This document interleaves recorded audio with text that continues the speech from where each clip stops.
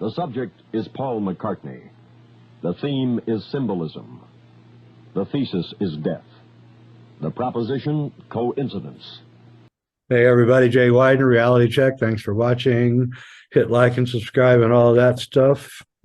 I'm going to get right to it today because I got a guest I've been wanting to have on for a while because what he did in his work is he kind of pulled the string and unraveled the whole sweater of pop culture, really, at the very origins of modern pop culture. So his name is Mike Williams. He's the Sage of Quay, and you can find him at sageofquay.com, and he's got a really good YouTube channel, which I will link to. So you guys got to check him out.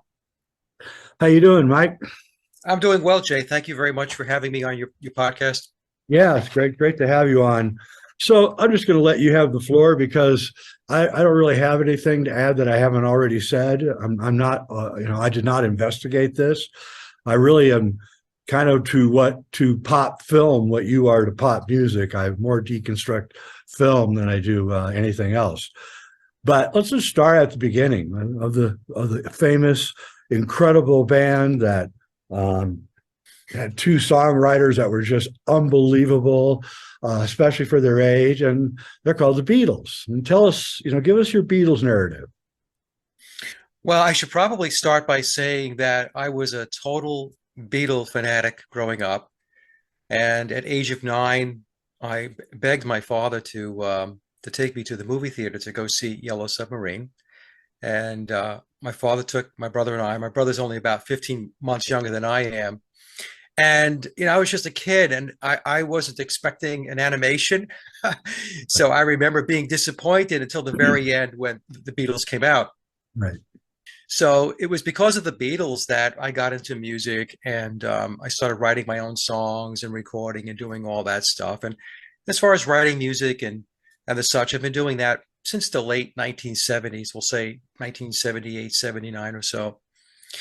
And so I was a total Beatle freak for my entire life until I hit 2016, 7 years ago. And it was back then that I ran across the book, The Memoirs of Billy Shears. And I have the 2022 version here. You can see it's I've read it. Wow, yours is really tabbed. Wow. So when I read the book, that was the red covered book at the time.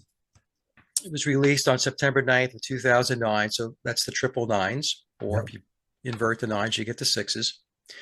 Yeah. And when I read the book, it was a shock. It blew me away, and I didn't really know what to make of it at the time. And so what I did was, I was asked to come on a show with Sophia Smallstorm. I told her about the book, and she says, "Oh, you need to come on the show and talk about it." And I really didn't want to because I wasn't sure whether this was something that I really wanted to hop into. And the other thing is I really didn't want to be the Paul is dead guy. I figured, okay, this is one of these things I'm going to read about, and then it's, I'll move on to other stuff. Well, to make a long story short, that didn't happen. So I did the show back in September of 2016. And I talked about the book, and I had to pull a bunch of slides together. And it was a daunting task, Jay, because as you know, the book is 666 pages. So when somebody comes on, or somebody wants you to come on and talk about the book, your immediate reaction is, well, how am I going to boil down that much, and make sense out of it? But one thing led to another, and the book just intrigued me because I was such a Beatles fanatic that I started digging into the claims that the book was making.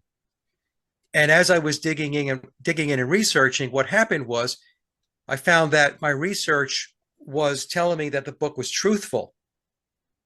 There are threads of fiction in the book. It is categorized as historical fiction, and I should say that up front. And the reason why that's done is because the main protagonist, who is Billy Shears, who tells us in the book that his name is William Shepard, or Billy Shepard, he cannot talk about the truth. He cannot come out with a nonfiction book because he is bound by non-disclosure agreements, NDAs, and secrecy agreements. And if he goes down that path, then he runs the risk of jeopardizing everything that he's worked on and worked for over the last 56 years or so.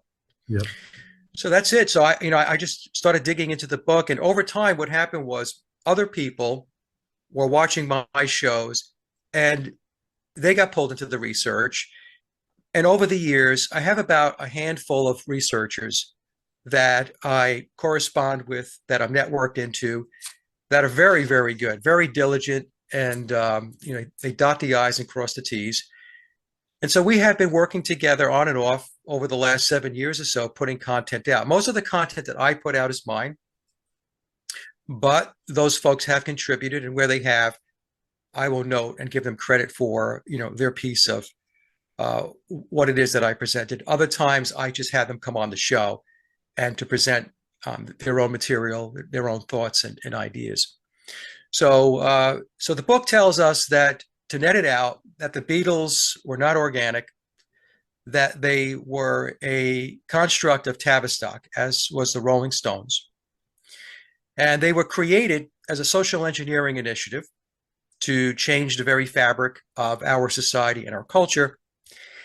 And the reason why that was done was because there is an ideology, a mindset that permeates the pyramid of power, the controllers, that goes back to Aleister Crowley.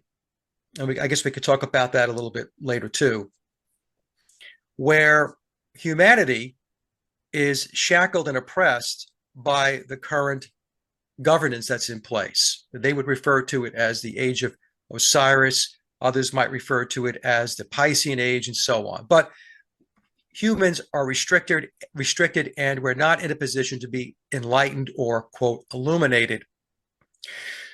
So the pyramid of power, through the Committee of 300, through Tavistock, created the Beatles, created the Rolling Stones, created the entire British invasion, if you will, to start tearing down the traditional constructs that everybody was operating within, which would be your traditional values. It would be institutionalized religion, specifically Christianity. In Memoirs, it tells us that the Illuminati declared war on Christianity on September 11th of 1962. And that's about the time that the Beatles emerged. Their first album, Please Please Me, their first UK release. Their official albums, by the way, folks, are their UK releases, not the Capitol releases out of the US, was released on March 22nd of 1963. And there you have the 322, which is the Skull and Bones number and all that stuff. The Beatles as an entity are completely immersed in occultism. And it doesn't mean the Beatles themselves necessarily were, although I would make an argument that they were well aware of, at least to some degree, what it is they were involved in. Yep. And so if we take a look at where we are today, and if we use 1960 as a stake in the ground, it's just a nice round number, and we fast forward 60 years, we can see that the change that has taken place in society across the world has been a tremendous transformation. It's very, very different from 60 years ago. And I'm at an age now, I'm 64 years old, so I can go back in time and I have a benchmark. I have a point of reference where I can take a look and say, well, I was here 60 years ago or 50 years ago, and I'm here today. Were the changes significant? I would say the changes were very, very significant within our society and our culture. So the book takes you down that path. And of course, it tells us that biological Paul McCartney, James Paul McCartney, passed away, died September 11th of 1966. And Billy replaced him. And Billy is the primary replacement. He says in Memoirs that there have been others that have played the role. In fact, in Memoirs, he tells us that there was another playing the part of Paul McCartney that had a hit, but he doesn't say whether that person's hit was during the Beatle era or the solo period. So it takes us down this road where Paul McCartney was swapped out, replaced, and we have been looking at and listening to Billy Shears for 56 years. And to put it into context, Paul McCartney was there from, let's say, 1962 through 1966. We're talking roughly 3.5 to 4 years. Billy's been there for 56 years. Yep. So what most people know is the guy that's playing the role, because it is a role. Paul McCartney is a role that Billy plays. Yeah, and you would not be able to make a switch like that without upper high level machinations. I mean, that's just Right. too hard. Just couldn't. Bank accounts, property, there would just be so many problems. And he doesn't look like him anyway. I was a portrait photographer for years, and the minute I saw the two pictures together, it's like that. It doesn't look like the same guy. Yeah, when you lay up the images, see what they've done over time, what Tavistock did was to create a composite. Yes, thank you. That's what they did. I thought I was losing my mind. No, they established, that was intentional, to establish a composite identity of what Paul McCartney looked like. So if you pick 1964 and take a look at him, he does not look like the guy from 1973, 74 during the Wings period. No. But when you don't lay the pictures against each other and lay them out in a collage, people just focus on what they're looking at right now. So if they say, well, that's Paul McCartney, that's an image of him, and there's no comparison, then people just accept that that's Paul McCartney. Otherwise, well, who else would it be? Right. That's how they did it with the Beatles. When they came out with Sgt. Pepper, which was Billy's album, it was his baby. He really put it together, him and George Martin. That's why they changed the look of all of the Beatles, because if they just had Billy there as Paul, people would say, well, gee, that doesn't look like Paul McCartney. Something's changed. So when they changed everything, the hair, the beards, the costumes, and all that stuff, then what happened was it took the attention away from him as a person individually. And now it's a concept where the entire band has moved on to bigger and better things, which, of course, Sgt. Pepper kicked off the psychedelic era. Yeah. But they don't look alike. One of the researchers that I'm connected into, Sally, made an astonishing discovery going back a number of months ago. She had been talking about it and presenting it on a private group that we have. And she said he has a prosthetic right eye. Billy's right eye, it's a fake eye. And I remember when she first started showing me the images, I was looking at them and I was thinking, okay. And the more evidence that she put forward, then I said, you know what, she's absolutely right. We did a show on that. So even though Billy is taller by inches, he has a longer jawline, his face is longer. He has detached earlobes. Yep. I mean, there's a whole slew of differences. The biggest difference today is the fact that Billy has an artificial eye. His right eye is a fake eye, and Paul McCartney obviously had two good eyes. And we have shown in our presentations evidence that Billy's eye, his right eye, is artificial. And what would be the point, just to make him look more like Paul? As far as the eye? Yeah. I think the eye was, if I had to guess, and it is a guess, there's really two ways to go about this. One is he lost the eye somehow through an accident, or two, it was part of a ritual. Billy is deeply embedded in the occult, into mysticism, into the esoteric. And if you read memoirs, he talks a lot about this, and he also talks about his affinity for Aleister Crowley, which we suspect it's possible might be his father, his biological father, through ritual sex magic. With sex magic, a child that is conceived through that ritual is earmarked for bigger and better things down the road. So they are positioned, they are groomed and handled through their life to be in prominent positions as they get older. So my suspicion is, and again, folks, I don't know for sure, is that his eye was probably part of a ritual. He does say in memoirs that his trauma-based programming started. His recall goes back to the age of 3. He said he was tutored and mentored by Aleister Crowley for 10 years. So Billy was born in 1937. Crowley died in 1947. There's the 10 years. And so there was this whole process of grooming and handling him, and if he was conceived by Crowley during sex magic, which is something that he is known for, that was his thing. Then when he was born, he was tapped to move on to big things in his life, to be very influential in a very powerful position. And and what he's done with the Beatles, I would argue is pretty significant.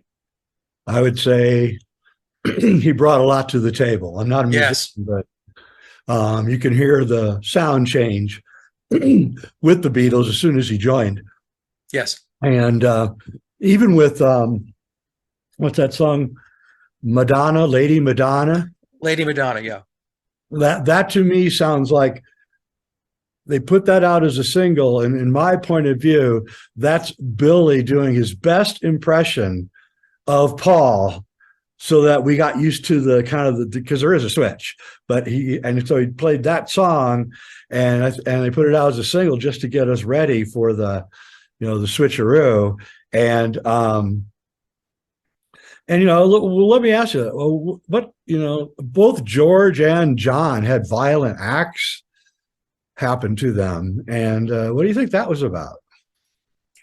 Well, Memoirs tells us, going back to October of 1962, was it 1962, that John and Paul entered into a Faustian bargain, a pact, a deal with the devil. Now, some folks, they don't want to embrace that. They don't want to believe it, but I'm just explaining what the book tells us.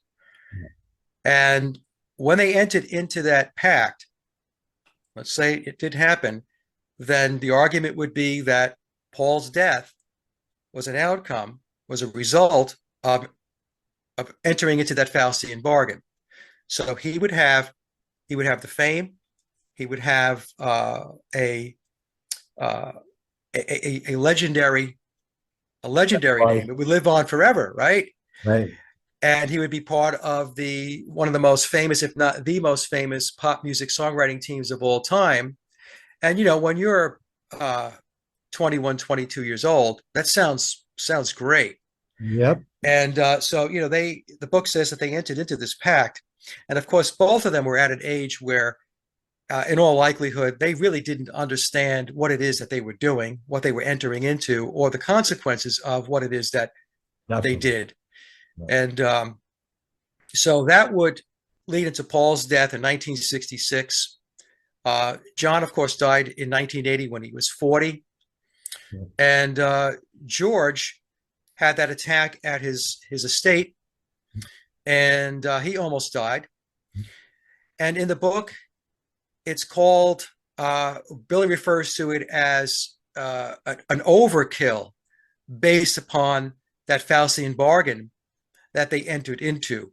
So I'm not going to claim to understand the purpose of taking it beyond biological Paul McCartney and then taking out John Lennon and then trying to take out George Harrison, but that's how it's explained in the book.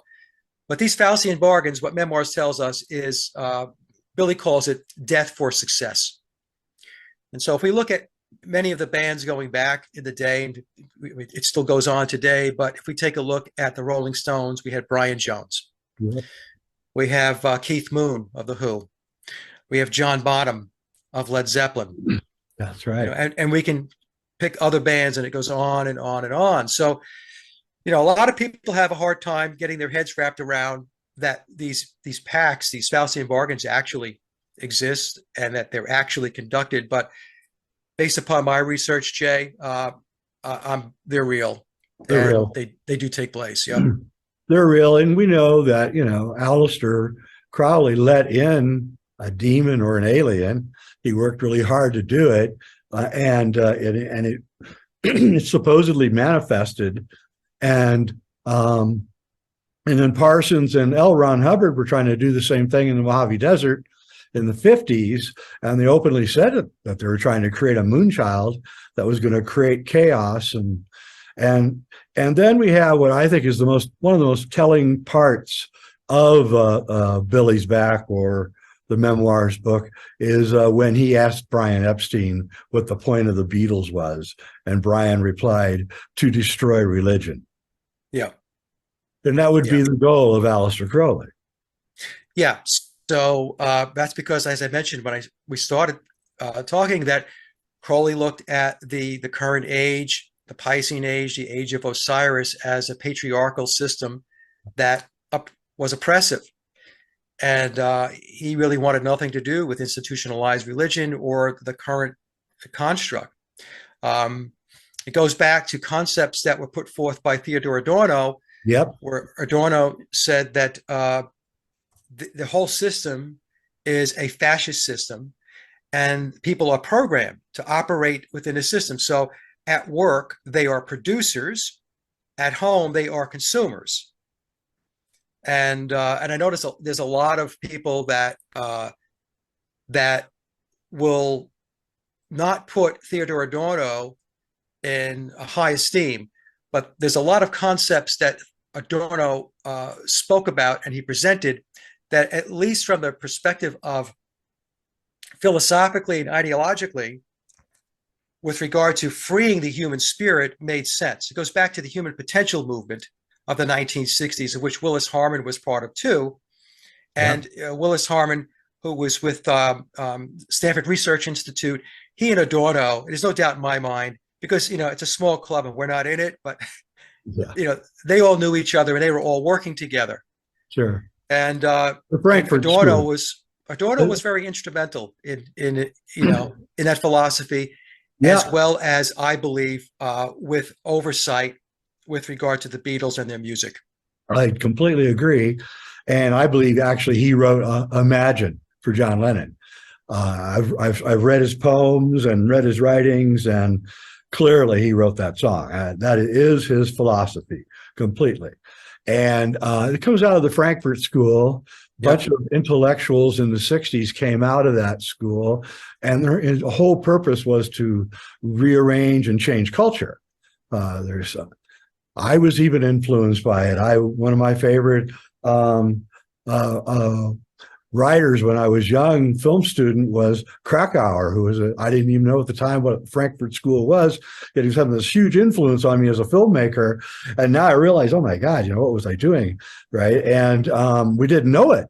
But I think Adorno is right in there. I think he was directing the music. I don't think he wrote it all, but I think he directed it.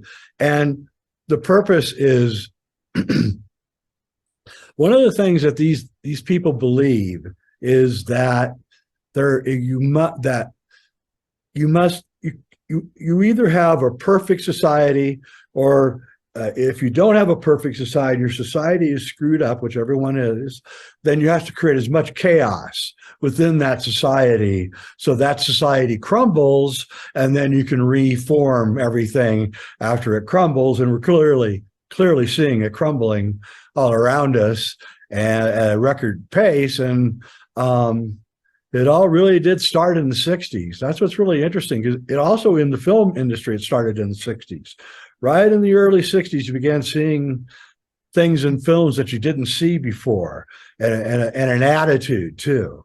Yeah. And of course that traveled right into the Laurel Canyon psyop, where all these filmmakers like Roger Corman and were doing all sorts of things. Another whole story. So let's get back to the Beatles. So they're trying to tell us that the Beatles wrote 237 songs in 8 years? 7 years, yeah. 7 years. Yeah. I'm not a songwriter, but that just seems like really way out. Yeah, so I peg it at around 200 songs, but there's an argument and debate over how many songs, because there are songs that were not published and so on. But I use the number of 200. So yeah, so we're told that the Beatles wrote 200 songs or so, a little bit more, over a 7-year period of time. And so back in 2020, I actually released a documentary, a 4.5 hour presentation, where I looked into, did the Beatles write all their own music? And the elephant in the room for me, which told me that they did not, is a DVD I watched back in 2019, and the DVD is titled Deconstructing Rubber Soul. And it's the official narrative that's being told as to how Rubber Soul was recorded. So they tell us that the Beatles recorded 16 songs, 14 for the album, and 2 singles, plus a Christmas flexi disc within 30 days. So they entered the studio on October 11th of 1965, and they wrapped everything up on November 11th of 1965. So being a musician myself, a songwriter, as soon as I heard that story, especially given the backdrop, I should say this, the official narrative tells us that the Beatles came into the Rubber Soul sessions with essentially no backlog of material.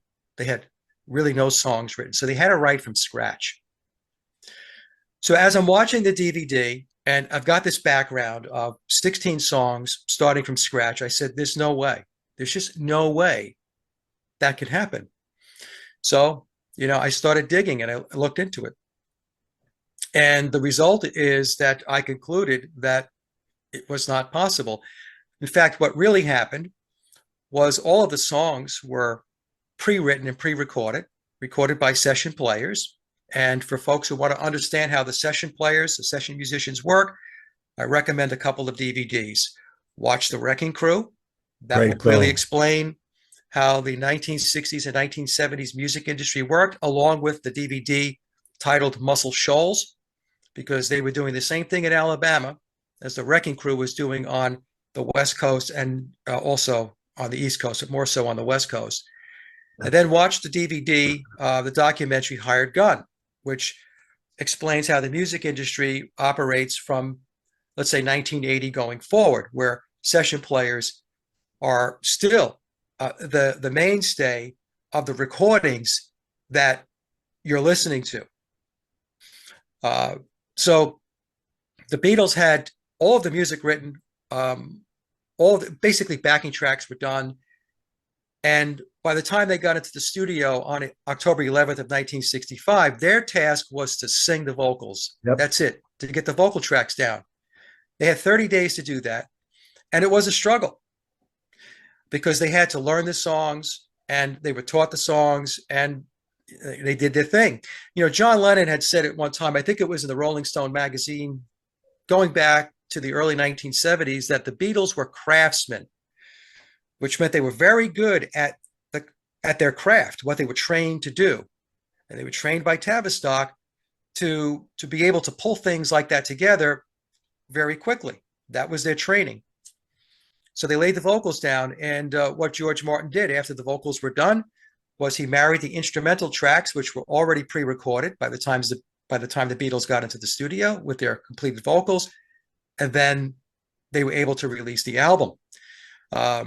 But there were a lot of problems with Rubber Soul. As an example, you don't know the names of the songs because we're told that they didn't have a backlog, so they're writing the songs on the spot. Well, if you don't know the names of the songs, then you're not able yet to do any of the printing process. You can't print the record labels that go on the 33 RPM records or the 45s. You can't print the record sleeves because on the back of the Rubber Soul record sleeve is the name of the songs. So you can't do any of that stuff until you know what the songs are. And you also have to know the time of the songs, because without the timing of each song, then you cannot do the sequencing. This is all stuff that's very important to get a record out. So if the Beatles were actually writing, recording, and doing everything that the official story tells us, there was no time from the point when the lacquer, the final mono lacquer was cut on November 17th, to get that record signed, sealed, and delivered in stores, in retail on December 3rd of 1965 in time for the Christmas season. No time. And so what I concluded was, okay, well, then the only way it could have been done was all that other stuff, the record sleeve, the labels, the names of the songs, the times of the songs, the sequencing and all that. It had to be done. And when they came in and sang the vocals, George Martin wrapped up real quick, and they got the initial batch of Rubber Soul out into retail.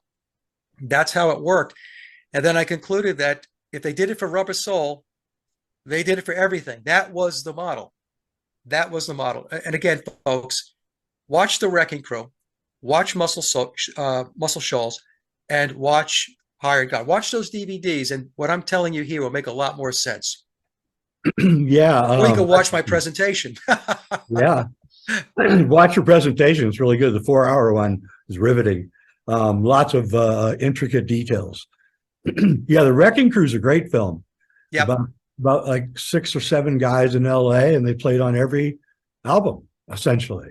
Yeah. And I believe it was on your site. I saw the Mickey, what was it, Davy Jones interview, Davy Jones, where he says, we're not the first whatever it was, contrived band. He said the Beatles were the first manufactured band. They were. In the interview. And Davy just blurted it out. Yeah. So also, I should also mention that Bernard Purdie, the famous session drummer who drummed for Aretha Franklin for 25 years, back in the late 70s, I believe it was 1978, Bernard came out and said that he drummed on 21 Beatles songs. And he caught a lot of heat for that. But Bernard, in 45 years, has never come off that statement. He said that he was hired by Brian Epstein to drum and fix the drum tracks on 21 Beatles songs. And this is what he did. I think Bernard is probably one of the most recorded drummers in the history of drumming. And we also had George Martin tell us, as part of the official narrative, that he hired Andy White to drum on P.S. I Love You and Love Me Do. And my argument is that I don't think George Martin hired Andy White just to drum on those 2 songs. I really don't. I think George Martin hired him to drum on most of the first album, Please Please Me. And then Bernard was a different drummer on that album. Yeah. Almost like a jazz drummer. Yeah. The drumming styles on the early stuff was beyond the skill level of Ringo Starr. It was beyond the skill level of a Pete Best. Also, after I released my big presentation back in April of 2020, I was having some dialogue with a lady, and I can tell, sometimes when you get emails, you can tell when somebody's corresponding with you that they know a lot more than what it is that they're letting on. Yep. And so once I released the presentation, she wrote me and she said, "Hey, Mike, now that the cat is out of the bag, let me just tell you that she's related to Ronnie Verrill. Ronnie's passed, but Ronnie Verrill was another great session musician out of the UK, and he drummed on many, many records. In fact, he was the drummer on the Muppets animal sequence, the Muppet that would drum, that was Ronnie Verrill. But Ronnie drummed on many, many recordings. And she told me that Ronnie also drummed on Beatle tracks.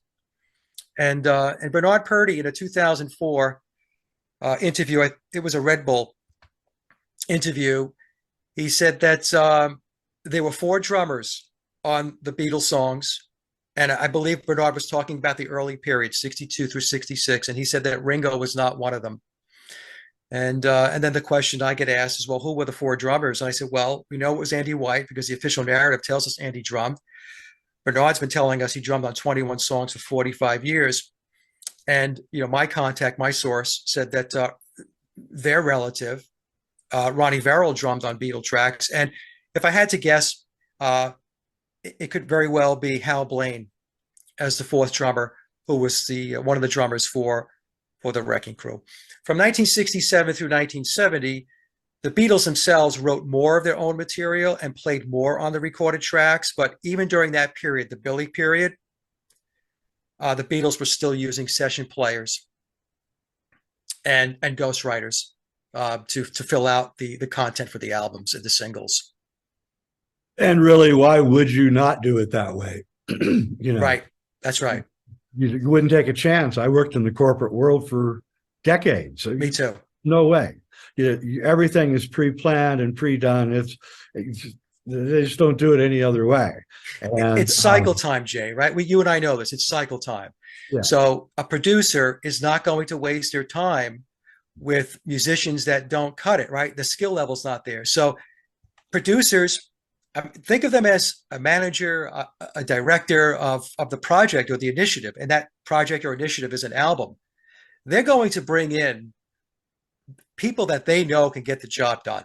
Absolutely. Period. They're not going to waste time trying to teach somebody how to play this chord or, take 50 takes on a lead guitar part in a song. They're going to bring in the very best, and they're going to get these songs done. That's how it works. Yeah, and you tell the story that Brian gave a tape to who's the manager? I mean, who's the producer? George Martin. Yeah, to George Martin, and he rejected them. Yes. And then he was kind of forced to take them on by something or some force. And I'll tell you about it. A month ago, I was listening on Sirius to the Billy Joel channel, and he was talking about the last part of Abbey Road, right? That whole string of little short songs that are put together. Yeah. Right? And he was talking about how that influenced his songwriting. And at one point, right in the middle of talking about it, he just stops, and out of the blue, he goes, and you cannot believe what a great musician George Martin was. Whoa, did he just tell us? Yeah. Right? Yeah. Well, I have a clip of George Martin in an interview saying that he wrote the lead for Michelle. Yeah. Right? Billy tells a story that he was dabbling on the guitar and as Paul McCartney in some cafe, and he was, just coming up with something that resembled Michelle. But then you have George Martin say, yeah, I wrote the lead in Michelle. I believe George Martin was, well, not even going to say I believe, I know George Martin was instrumental. He is the glue that kept it all together. Not only was he the managing director of the psychological operation known as the Beatles and Beatlemania, but he also was, I think he was writing music. He obviously was arranging, and it's possible that Adorno was also writing some of the songs. I don't subscribe to Adorno writing all of the music, which is a claim that you'll hear sometimes, because Adorno had a lot of other stuff going on. And but I believe the way it worked is Tavistock/EMI had a staff, a small staff of writers, maybe 5 to 6, that were turning out the songs, and it was George Martin and or Theodore Adorno working together, deciding which songs were going to go on the albums and which ones were not. Yep, absolutely the way it would function in any corporate world. So you can argue with you all you want, but I was a producer for a long time, and we would never take a chance. No, you get fired. So yeah, so so Billy comes in, and he's clearly a better musician than the rest of them, and the whole sound changes, and they were probably given orders to create the psychedelic era, right? And for mind control reasons, I would guess, and spiritual reasons, I would think, and on a cult level, these forces are let in through the dimensional barriers. The barriers are broken, and these entities get in, and they flood in, and they're evidenced by mental illness. Is basically how you identify these entities. And we certainly have a rash of mental illness going on these days. And also John was John, there's this article, you sent it to me, I'd seen it years ago, about John, his personal servant or something, saying that John had turned into a right-winger. Yeah, Fred Seaman. Yeah, Fred Seaman was his personal assistant for 2 years. Yeah. Yeah. And that would be, honestly, a lot of people change when they near 40, when they lose their liberalism and they go conservative, basically when they get some money and they realize how much they're getting taxed. And I'm sure he was getting taxed. And that surprised me when I first read it, but now it makes a lot of sense. He may He may have crossed a barrier there too if he started talking about other stuff that he knew about. Yeah. So I mean, I don't know, what if what Fred said was true or not, Later. but like you said, Jay, as you get older, and he had Sean at the time, so it was during this period of time when he was on a hiatus, right? That 5 year period of time, you start to see things maybe a little differently than you did when you were much younger.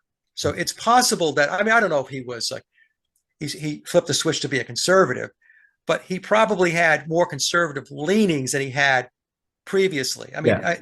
that I could see, And also, um, he's probably, waking up in the middle of the night going, oh my God, that incident, that was all contrived to get us to go do this or to do that or whatever. And, you're slowly putting the pieces together of your own experiences and realizing how everything was being pushed. And John Lennon was a bit rebellious. He probably didn't like that.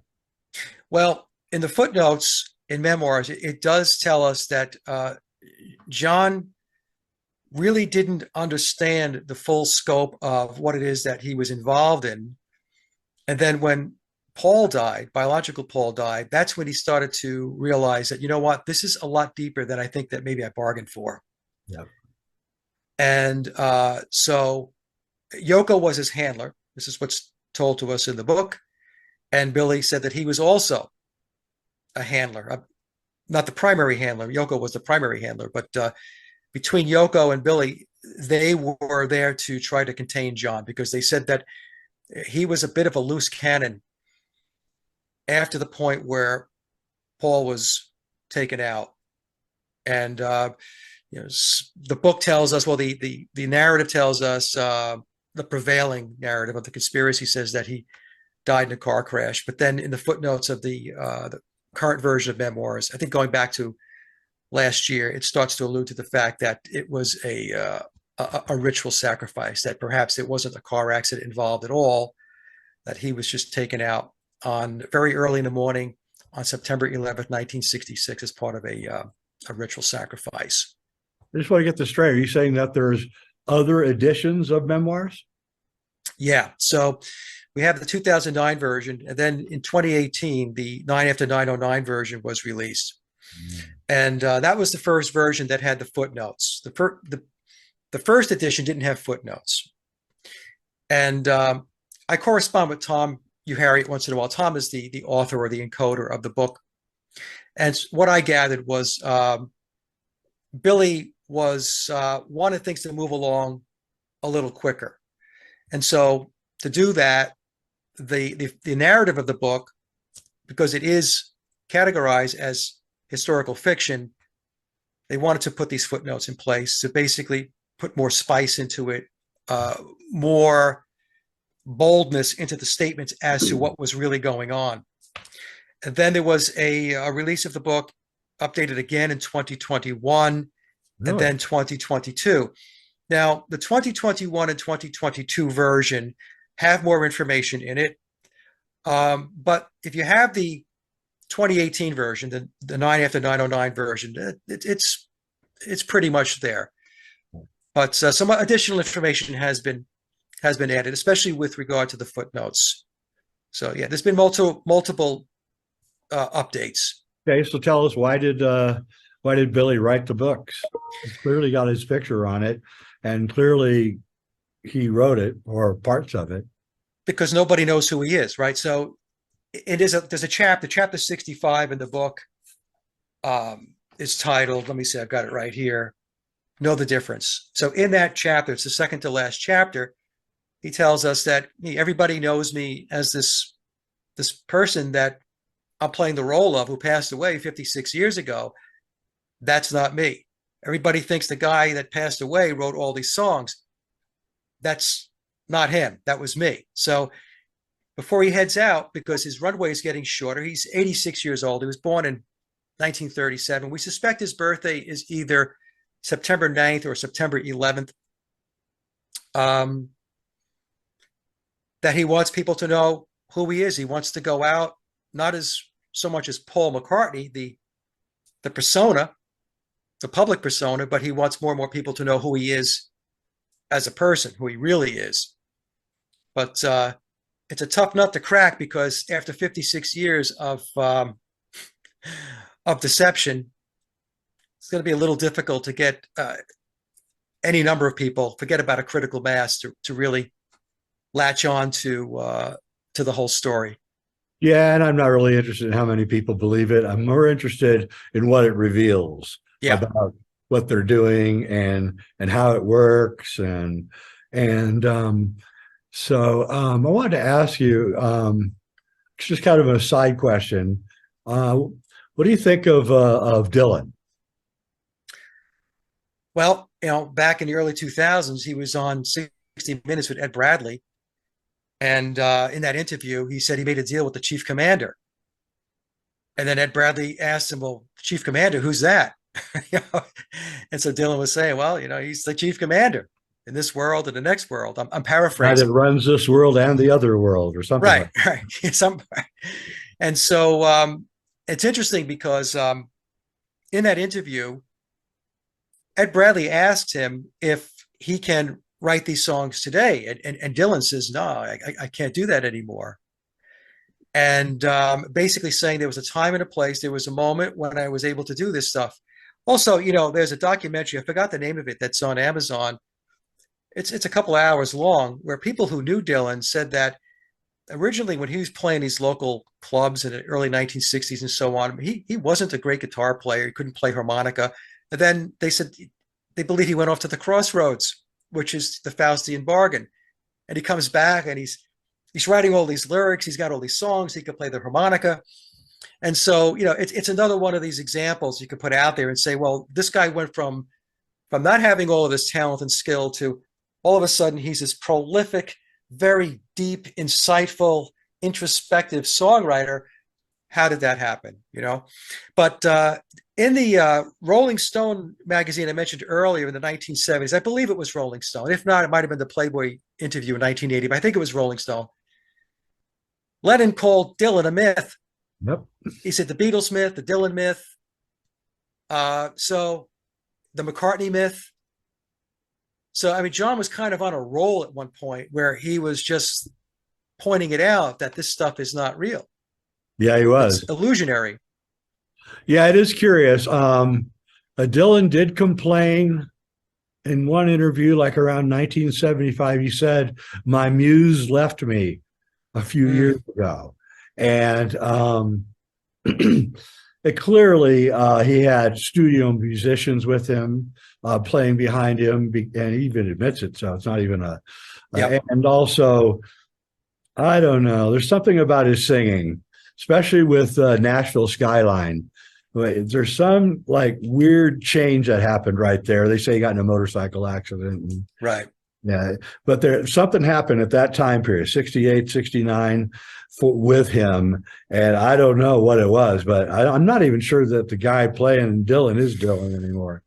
Well, that's another conspiracy, that Bob Dylan was swapped out too about that time. And but that's not something I have looked at in any great detail. So yeah. So no, I just wondered the if whole you had, McCartney thing has been enough for me. I was sucker punched by Dylan, thought he was God on earth for a while, and now Yeah, well, that's it, right? They're put out there as the gods. That's where you focus your energy, both your spiritual. Also, if you look at the lyrics of Times They Are a Changing, they're pretty revealing, actually. Yeah. The curse is cast. The curse is cast against who? I mean, right. What do you mean the curse is cast, right? And it's very strange, as if he's actually telling us quite a bit about what he's learned about, the plan. Right. The same thing with Leonard Cohen, with First We Take Manhattan and The Future. And I mean, he's like letting out a lot of stuff in those songs if you know your stuff, Well, this is what they do. I know you know this as well as anybody. They put it out there, and it's up for each individual to decode it and understand what it is that they're really saying. And have you seen the pictures of Leonard Cohen in the university mind control? No. Oh yeah, type it in, Google it. Leonard Cohen, when he was like 9 years old, was taken to I forget which university where the CIA was doing all their mind control experiments in Canada, in Montreal, and he has told his girlfriend, she put it on her blog, that he had been mind controlled by the CIA when he was a young man. Yeah, that doesn't surprise me. It really No. doesn't. You mentioned Laurel Canyon earlier. Yep. The military intelligence is they've got their they got their stink all over Laurel Canyon. Yeah, there was a 1938 article in the LA Times about a labyrinth tunnel system under Laurel Canyon that they discovered.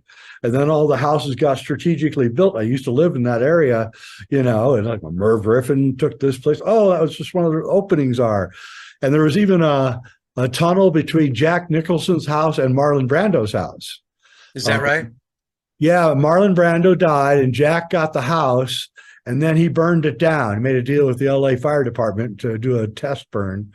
So they burned down Marlon Brando's house, and then the tunnel caved in during the, putting the water all over the fire caused the tunnels to cave in. They saw the tunnel went all the way to Jack Nicholson's house. Makes you wonder. Yeah, I mean, what it tells you is this reality is nothing with regard to what most people believe it is. It's absolutely nowhere even close. And that's the thing. I mentioned in one of my presentations that the work that I do, Jay, I do it for me because like you, I want to understand the mechanics of how they go about doing what they do. Yep. I don't do this to convince anybody of anything. I really don't, because you can't convince people. If they're not ready, they're not ready. You can talk to you blue in the face. Nothing's going to happen. So you have to do it for yourself. And, but if by putting your information out there, you're able to interest a couple of people and it resonates with them, that's fantastic. But really, at the end of the day, I always tell my audience, it's an individual journey to learn what this is all about.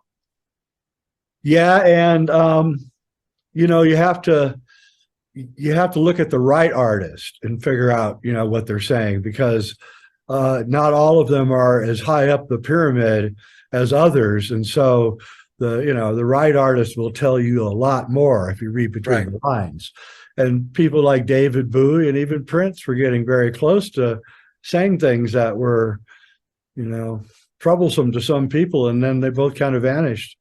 Yeah. Got to be careful with what you say. That's why the Memoirs of Billy Shears is, in my opinion, a very, very important book. I agree. Because it is coming from a very high level person within the pyramid. And he's giving you insight into how this all works. And but unfortunately, most people are going to, they're going to hug the Cinderella story. They just want to believe that the fictional official narrative. They don't want to hear anything about how it really works. It's fascinating. You see things that you want to see. You hear things that you want to hear, and even when you point it out to people, they still don't see it. And even then, and then you use backup evidence, and they still don't see it. So it's something that these guys know about human nature and human psychology, that you can actually reframe reality right in front of us, and we'll buy it.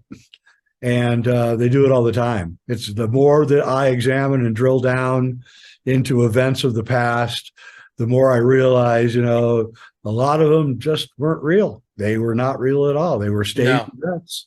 And now I'm not even going to get into it because I know what YouTube would do to me. But, just events that happened around my life, I went back and looked at, shootings and things. And I was like, wait a minute, none of this makes any sense. And so that's the world we live in. And I do believe you're right. I think the whole point is, well, I call it the great distortion. And William Casey, head of the CIA, once said that once everything that the people believe is a lie, we'll know that we succeeded. Yes. And you say to yourself, well, why would anyone build a world like that? Why would you want to live in a world like that? Because how irresponsible can you possibly be, right? But they use this chaos magic to hide themselves. That's what I've concluded. And the chaos magic is the great distortion. And it's like they have a list of distortions ready to pull out. As soon as the one distortion isn't working anymore, they bring out the next distortion until everybody is mentally ill, and that is rampant right now too. Yeah, what I tell my audience is what you have to come to grips with is that this world is run by occultists. Yep. You have to understand that. It's not run by presidents. It's not run by prime ministers. That's just all puppet show stuff in front of the curtain. Yep. And once you understand that it is run based upon occultism, and the point you made before, Jay, about the controller's knowledge of the human mind and how to manipulate it goes way, way beyond what most people can even comprehend. They have been at this for a very, very long time. And in a show I did a number of years ago, I said to my guests, anything worth knowing is a lie. And what I meant by that is, if knowing the truth would help you in any way, would help you to understand this reality, it's going to be a lie. And right now, what they're doing is they're going down an alchemical process to change the world. And I also did a presentation on this as well. And right now we're going through a process. There's four stages of this alchemical process. So the first one is the Negredo stage. And that's the total destruction of the existing structures, belief systems, traditions, religions, and so on. Because from an occult perspective, from a magician's perspective, you cannot have remnants of the old. It all has to go away. You have to start with a clean slate and then build from there. And then you have the rise of the phoenix. So, this is what we're going through. The plot behind 2001: A Space Odyssey, basically. Yeah. The monolith is the prima materia, the black stone. Right. It changes and revamps the human race 3 times in the movie. And the final one is, of course, the Star Child coming back. And Kubrick was clearly high up in those realms, and was probably, it was a pre-scripted movie that was scripted by them on purpose. I mean, I have the interview with the head of MGM at the time, and a guy says, well, what about that crazy science fiction movie you got being made in London? And he goes, I'm not following any of that. It's like, yeah, right, buddy. $10 million movie in 1968, and you're not following it? Yeah. Right? Because he didn't pay for it. So the whole thing is, and Kubrick must have been vastly aware of this Beatles thing, I think, too. So, we know the Who knew about it, because Pete Townsend says the parting on the left is a parting on the right. And that's exactly what happened, Paul. You're talking about the hairline. Yeah, the hair part to the right, which is the real telltale sign of who you're dealing with here. Right? They can't get rid of Help and Hard Day's Night, though. If they start, if we have any evidence that they're massaging those movies to make it more amorphous? I don't know. I have to take a look. I actually have old versions of on VHS and stuff. I should go take a look. Now, they do doctor images on the internet all the time. All the time. This is what I tell people. People can't comprehend this. And I said, look, they control the internet, okay? So they can put up, take down, modify, whatever it is they want to do. And it's the same thing with documents, right? So some people will say to me, well, where's biological Paul's birth certificate? I'm like, we're dealing with deep state stuff. Yeah. Getting rid of a birth certificate is like a walk in the park. People still have this concept that this structure of law and order that you've been told exists, that it actually exists. Well, it exists for you, but not for them. No. They have a whole different set of rules. There's a whole different reality.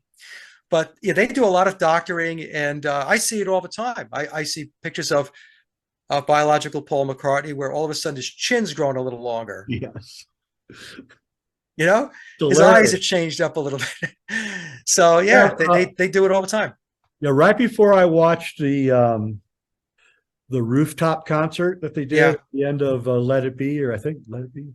I can't Yeah, remember. let it be. Yeah. The Get Back Yeah. sessions. Yeah, I knew it was coming on.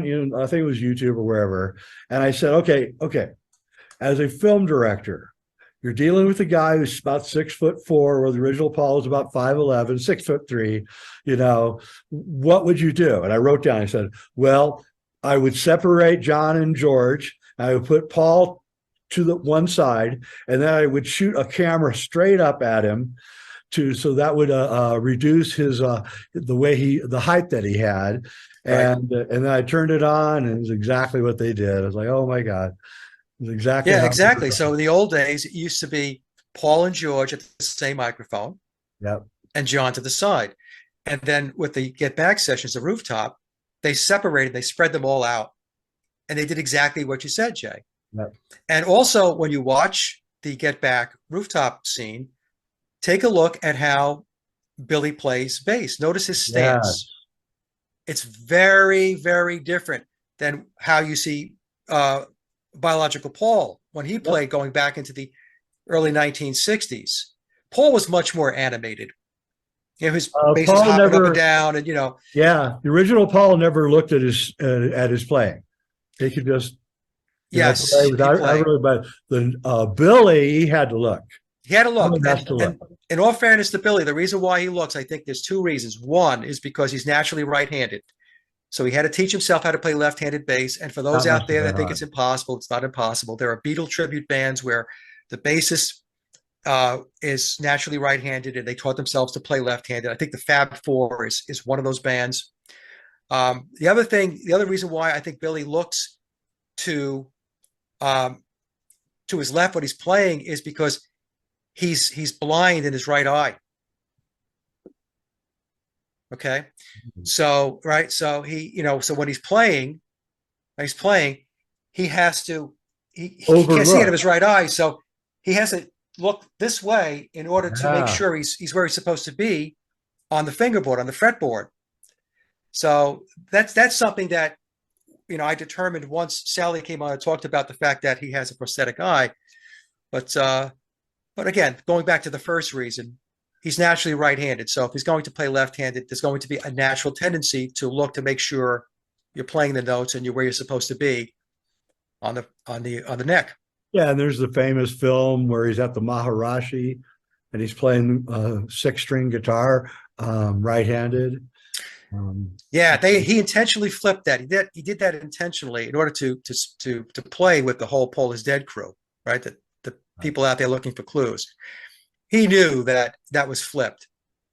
And he would do that once in a while. In memoirs, he mentions that. He says, yeah, they'll put stuff out there like that just to kind of, to poke and put some more clues out there. Yeah, that's exactly right. That's what when I went down the rabbit hole in, I think, 2011, I just kept finding stuff had been switched and changed. And I was like, what's going on? And then I was reaching, I didn't have any evidence, but I was reaching the same conclusion that you've reached, that, somebody's really messing with this, and that the Beatles are a gigantic hoax. And the real question is, could you have a class action suit? I guess not, because it's the deep. No. I mean, here's the thing, right? People have asked me that. And first of all, the court systems, where are you going to go? It's all owned by the very same people that are plugged into him. So that's not going to happen. Number two is he's operating under a corporate fiction. He's operating as Paul McCartney, the enterprise, Paul McCartney, the business, the corporation. Okay. So it's like if you own a business and somebody says, hey, are you the ABC company? And you go, yeah, I'm the ABC company. Well, are you really a building? No, but you could say you're the ABC because you own, that's your corporation. So when Billy says he's Paul McCartney, he's operating under a corporate fiction. And I can tell you right now, all the I's have been dotted and T's have been crossed contractually to make sure that thing is bulletproof. Yep. I know you're right, because I know a screenwriter in Hollywood who wrote amazing screenplay about the whole thing, and he couldn't get, it was a really good screenplay and no one would do it. No one would touch it with a 10-foot pole. About the Beatles? Yeah. Okay. So he was going to dig into the conspiracy? Yeah, oh yeah, reveal it? the whole thing, yeah. And it was, you had fake people, fake names, right? But Yeah. it was clearly obvious who it was, right? And what was going on. And but no traction at all. Just like I know another screenwriter who wrote a screenplay called 1969, A Space Odyssey, going into the whole Kubrick stuff. And again, a really good screenplay, but no one will touch it. And so it's all being controlled from the very top, of course. Oh, But yeah.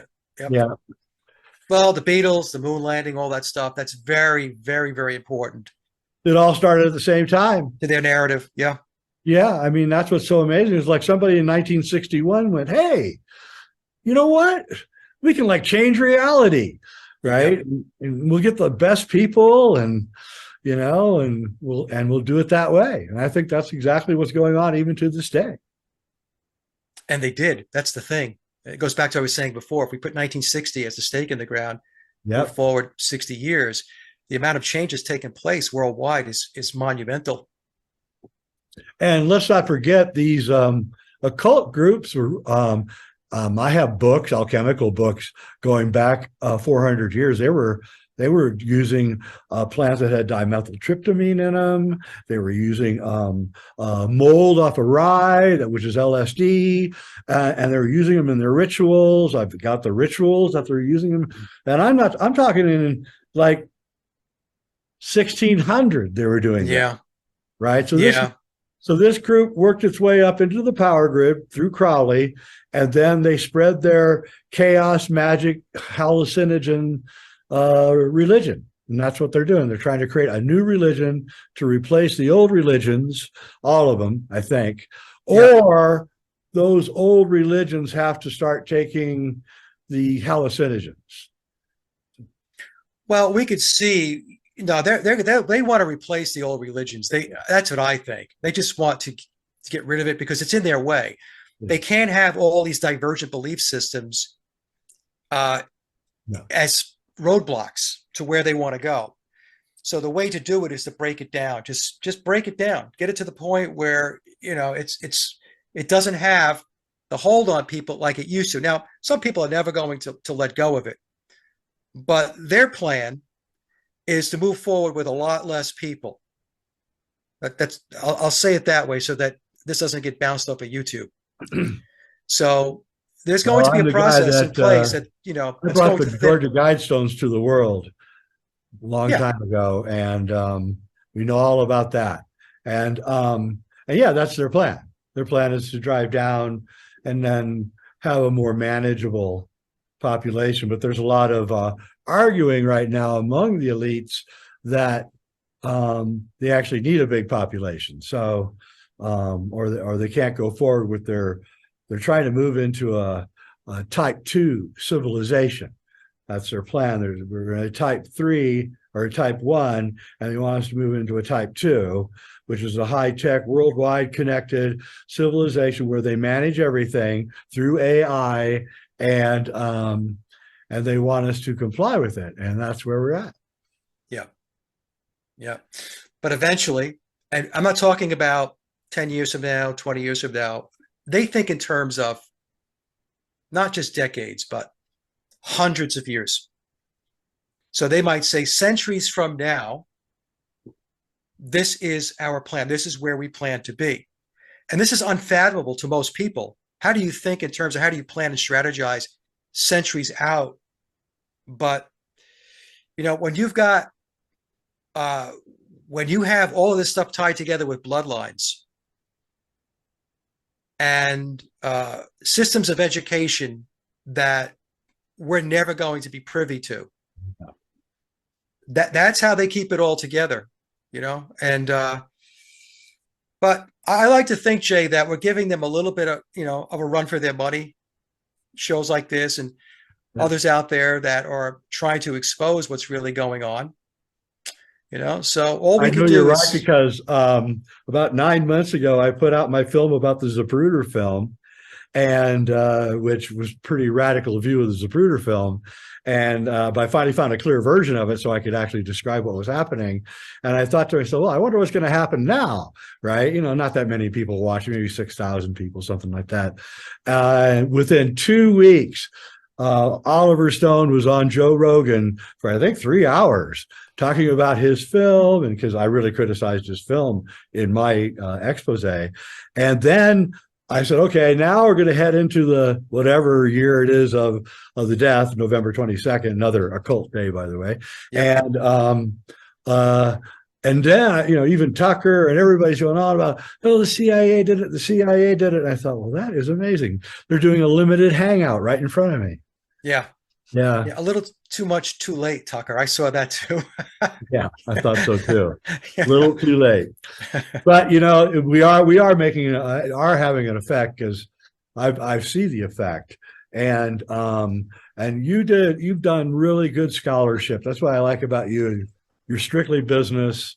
You just take one step at a time, look at the facts, get it out there without any emotion, you know, because I mean, you know, you're going to piss off a lot of people who are Beatle fans, and again, I don't care. You know. No, the truth is the truth. Yeah. And the truth has got to go out. I mean, to the best of your ability, that you're able to expose the truth. You're never going to nail everything, because there's always stuff that you're not going to know. There's pieces of the puzzle that are out there that have not been discovered yet. And the process is to discover these other pieces so you can continue to build the picture. And that's the position that I put myself in. I don't sit there and say, oh, I have the entire thing figured out, because tomorrow another piece of information can come your way, which means you're going to have to change up perhaps where you were the day before. So you have to stay fluid, because like I said, the flow of information, there's always something that's going to roll up on your doorstep that you have to consider. Yeah, and then you jog the memory of somebody, and then they contact you, and You're right. All sorts of, you know, different kinds of information. The more that you get out, the more you have input coming in, and you know, I get clues about every week or so about films and machinations inside films. Yeah. You know, stuff that probably make me sound like a mad person if I said it, you know, to anybody, but you know, it's definitely there.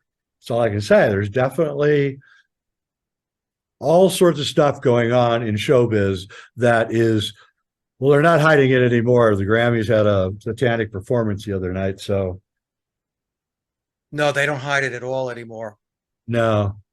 And it makes you, you know, makes you wonder if, you know, there isn't some kind of satanic force. I mean, it really does. The more deeper you get into it, you know, you eschew it. You know, I'm trying to stay scientific. You know, I don't want to, but then you see things happening that are kind of baffling, as if, like you said, the long-term plan. What kind of human? The only answer to the long-term plan is they really do have some kind of elixir of life, and they can live for a long, long time, which I've heard they do. Or two, it's alien or interdimensional that doesn't care about time. It has a plan. Its plan is to do whatever it's going to do, and it's doing it. I prefer the previous one than the other one, because, or they could be together. The long-lived person could be influenced by, especially if they're taking psychedelics, high doses of psychedelics. I'm used to be an advocate of that, but I no longer am, because I've seen the damage that they've caused. And so I do not advocate for taking large doses of psychedelics. I think it's a bad thing. I think it plays right into their hands, actually. Yeah. Well, I think that my personal opinion is I do believe that they are plugged into otherworldly, outside of our realm. And that's one of the points of continuity that keeps this thread going. So, and yeah, I really do agree with that. I think that there's these ethereal presences and planes around the earth, and they have an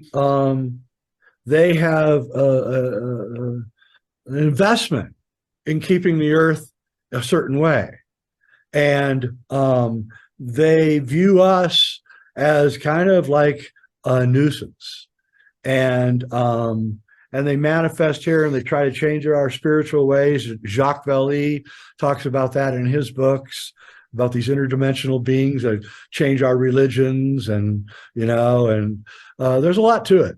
There is.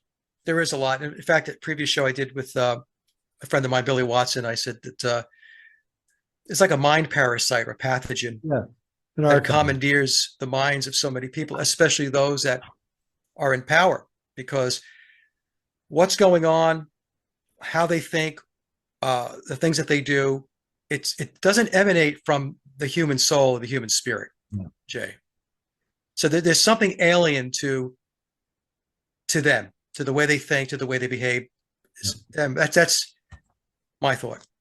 Oh, I think so, and I think that I think they walk among us actually, and I think that it's just exactly what the Nag Hammadi and the Gnostic texts say. They're drawing all their energy off of us. We're like kept in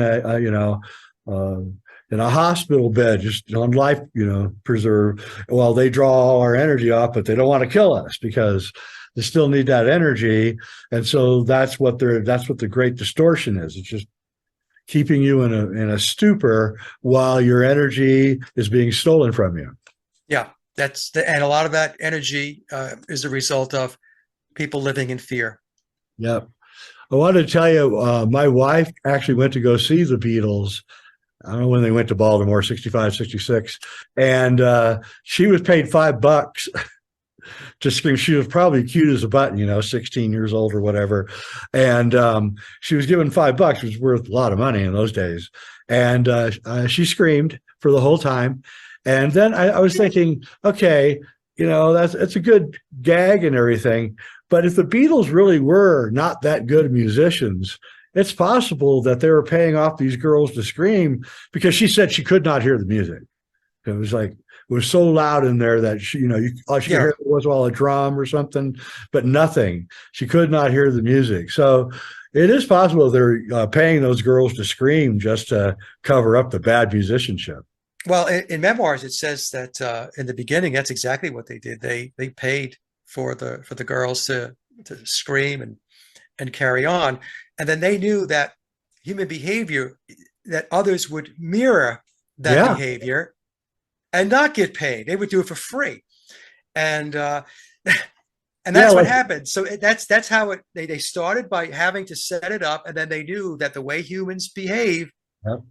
Right? They would mimic. The dance craze of medieval Europe. You know about that? Yeah. What's that? The dance craze of medieval Europe. No, tell me about it. Okay, so it was reported all over Europe. It would usually start out with a woman, and she would go to the center of town, and she'd do this kind of punk rock, jerky dance, and then pretty soon another woman would show up. It was always women, and pretty soon it'd be 15 women doing it. Then men would start joining in, and the whole town would be doing this, imitating this woman. And still to this day, we can't explain it, but Jay, you mentioned something that I wanted to ask you a question about. In fact, as a film person, what I have said, that you said your wife went to the concert, she couldn't hear anything because it was so loud, people were screaming and so on.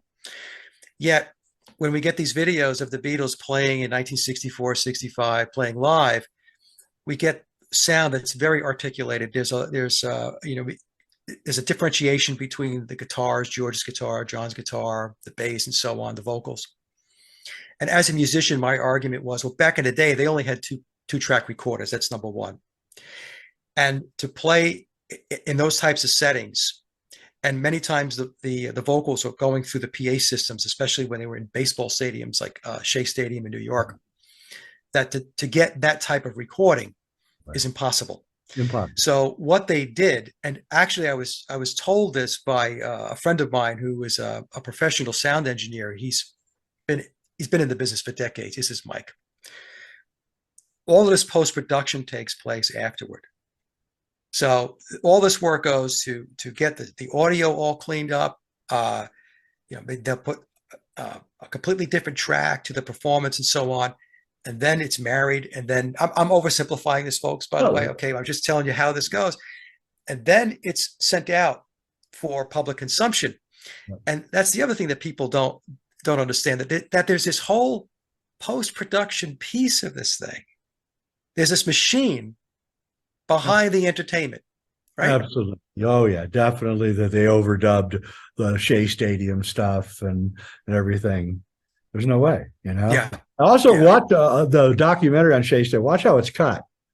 You can't really watch them playing very long. It's a quick cut, quick cut, quick cut. You're Yes. like, I want to watch Ringo drum, but I can't get to see it very much because, and that's done on purpose too. So Yeah, that reminds me of footage of them playing in 1966 in Japan at Budokan. And I picked this up. I was watching the concert, and they're doing Day Tripper. And the song starts, and either John or George are playing the riff, but the song is playing. Okay, and there's another part in that exact concert where George is playing the song "If I Needed Someone," and he's playing his guitar, and then he waves to somebody, and the guitar is still strumming along.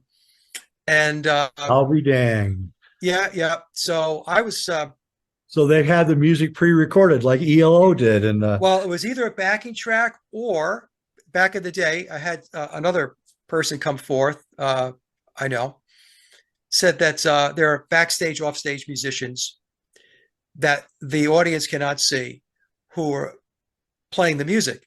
Maybe at some points, not all of it, but at key times, you know, they're doing whatever they need to do to make sure it sounds right. So it might be the complete song, it might be a part of the song or whatever. So take a look at that footage, folks, if you have a chance. Go to, you can see it on the internet. Look up Day Tripper 1966 in Budokan and watch John and George, both of them. They are not playing the riff, but you're hearing it. So how did that happen? yeah, there's all sorts of other clues. The drum kit in Magical Mystery Tour, the three Beatles. Yeah, three Beatles. And Yeah. I mean, they're clearly not trying to hide it that much. And I don't know. Manipulation everywhere. Everywhere.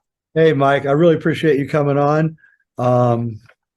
You're a wealth of knowledge. I'll watch all of your videos. I tell everybody, watch his videos. You'll Well, love thank it. you, Jay.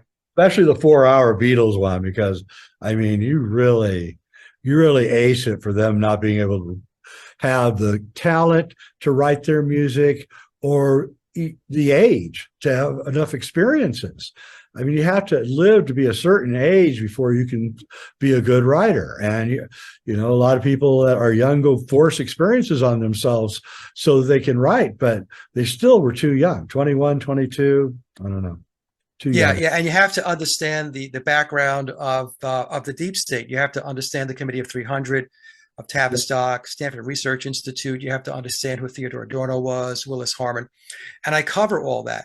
And then once you understand who these players are, then the pieces to the puzzle come together a lot easier, I think.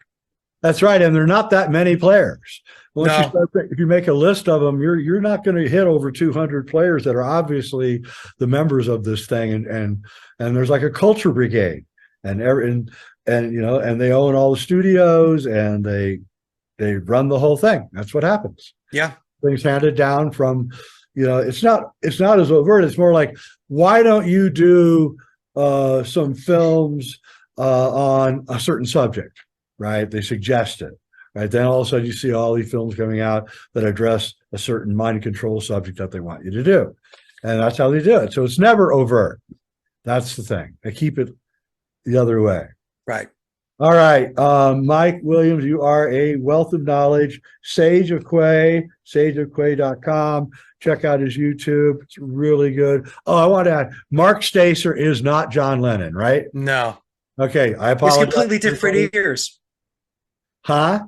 He has completely different ears. Yeah, I saw your video, and I foolishly said he was about 2 years ago. I mean, there's times when he looks very much like him, but look at Mark's ears. Yeah. Very, very different than John's ears. Yeah, and then lastly, before we leave, so really, ironically, you know, Paul is the only. I mean, Billy is the only of the three original Beatles. They're all gone, and they kind of all left early. Yeah, well, Ringo's still here, and Pete Best is still. Is Pete Best is still here? Yeah, he's still alive, right? Yeah. Yeah, well, Ringo. But Billy has commandeered the show. Let's just put it that way. Billy has put himself in a position where he is the Beatles. Yep. And now he's in control of the narrative. Yep. All right. Well, thanks for coming on. All right, Jay. Thank you so much. All right. Okay, everybody. I'm Jay Weidner, Reality Check, hit like, subscribe, and all that other stuff. And I'm going to have Mike back because there's is an amazing subject. Thanks, Mike. And we are out of here.